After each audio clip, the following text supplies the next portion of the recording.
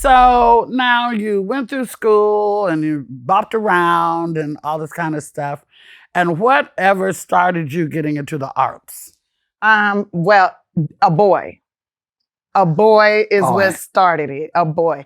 When I was in junior high school, and I was getting bussed out to the valley. I lived in South Central, but I was getting bussed out to the valley, which is like 40 miles away. And there was this boy who was so fine, and he's black. His name was Adi. I talk about him in the book. And I wanted to be his girlfriend, right? So one of the girls in school, her name was Luenell. She was like, if you like Adi, you should get in drama. You funny and stuff. Like, you should get in drama. You would be good in drama. So I was like, Adi's in there? She's like, yeah. And then I was like, how many other black dudes in there? She was like, he the only one. I was like, bet. And I thought, if I get in drama, they gonna have to put us in a scene together, and we gonna have to kiss. We gonna have to be husband and wife or girlfriend, boyfriend, something. But that drama teacher was, she was open-minded, she believed in, mixing of the races, which I was like, so you didn't end up with the boy? Never got to kiss him. Where is he now? Have you reached out? He came to my show at the Staples Center, and he came with his wife, and I used to give him these candy grams all the time. No, it's all good. He's still fine. He still looks very handsome, and I think he does like real estate or something like that now. But it was so funny. He came, and I wanted to see his teeth, because I used to buy him candy with the candy grams like every week, and I put Snickers in there and stuff, and I thought like, man, I'm gonna mess his teeth up. He gonna have to be with me. Yeah, his teeth look really good. Well, that's good. Yeah. And he's married and is happily ever after. Yeah, he's doing good. I'm proud of him. I knew he was going to turn out good, too. Okay, so now the foster care situation. Did you know I was adopted? No, I did not know you was adopted. Look. I was adopted within the family. Oh, really? Mm-hmm. We'll talk. We got to talk. So that wasn't always the most pleasant experience. You want to talk about that a little bit? I mean, I talk about it extensively in the book. It was, it was hard because it was after the accident. After my mom had a car accident, maybe like 3 years after, and I was playing the role of mom to my brothers and sisters, and I obviously was not prepared to be a mother at that point in time. But I did the best that I could. Well, you're still not a mother, but you still mentor a bunch of kids. Yeah, I still take care of kids. I was with you 3 weeks ago. You were talking to those crazy kids on the phone. Yeah. Then where we went, there was a bunch of kids. Yeah. So, you about ready, Tiffany. You about ready. 1, 2 years. I think I'm going to adopt. I'll probably adopt a bunch of kids. I'll probably do like Josephine Baker and get me like, a rainbow tribe. Give me a little white baby, a little black baby, a Spanish baby, an Asian baby, and raise them all to be strong black men. Oh, Angelina Jolie too. Oh, yeah, Angelina. Yeah. Okay, well, but she gave birth to her white babies, though. Oh, yeah, that's right, with Brad. Yeah, and they all beautiful. Okay, that's cool. Now, okay, so you got into the arts because of the boy. And then what did you find that you excelled at best? How did you know you was quirky or you had a comedic, were you always like, crazy and quirky like this? I didn't get crazy and quirky till like probably when I was about 10 or 11 when I saw Who Framed Roger Rabbit. Oh, yeah. And I probably always was, because people was calling me stupid all the time, right? You got to remember, people was always calling me stupid. And they were always smiling when they said it, but I believed it. So, and they were saying it because I was funny. And when I saw that movie, Who Framed Roger Rabbit, there's a scene in there where the detective says, why are these people doing these nice things for you, Roger? And Roger goes, because I make them laugh, Eddie. If you make people laugh, they'll do anything for you.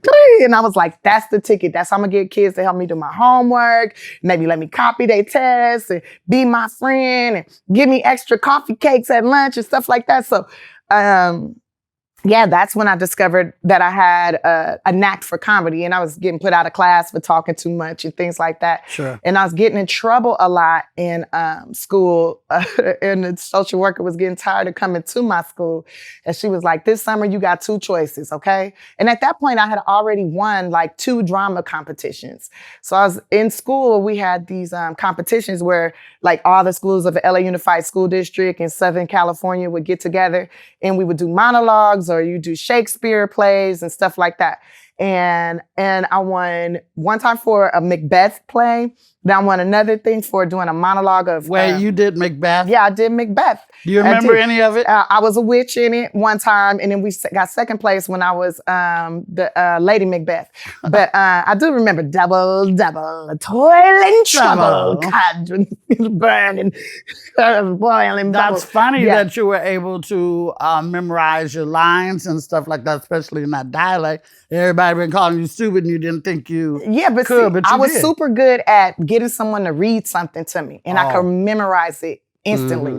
I might not have been able to read, but you could say something to me and it sticks. Yeah, you learn audio. I was like always on some, I had all these techniques on how to cheat. Like I could completely write a book that would be amazing on how to cheat and get away with it when it comes to schoolwork and whatnot, and how to like motivate your friends to give you the answers to tests and whatnot.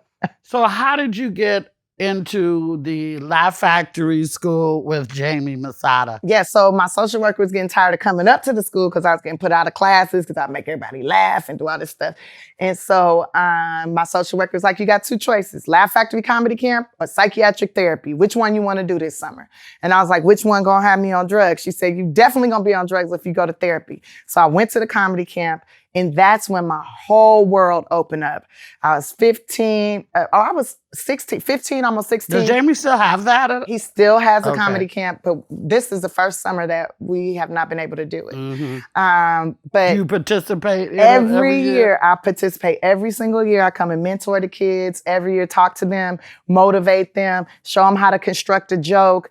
And you see them open up, because they are usually really shy or they're the class clown, and it's like, I don't. Or somebody told them they were stupid. Yeah, maybe somebody told them they were stupid. But that changed my world because it was the first time a man told me that I was funny or that I was smart. That was the main thing. They kept saying, you're so smart. And I was like, I would be floored and then they would tell me I was beautiful and I didn't feel like anything bad was going to happen. And it was like my first time really feeling safe. In a very safe place, and safest place is on stage. And I fell in love with that feeling.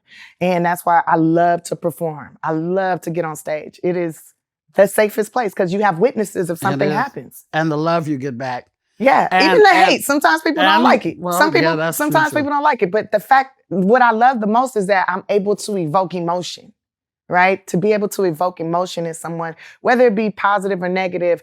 Most of the time, the emotion I evoke is positive or concern for me. Like people are concerned for my mental being, but it is one of the most beautiful feelings in the world for me personally.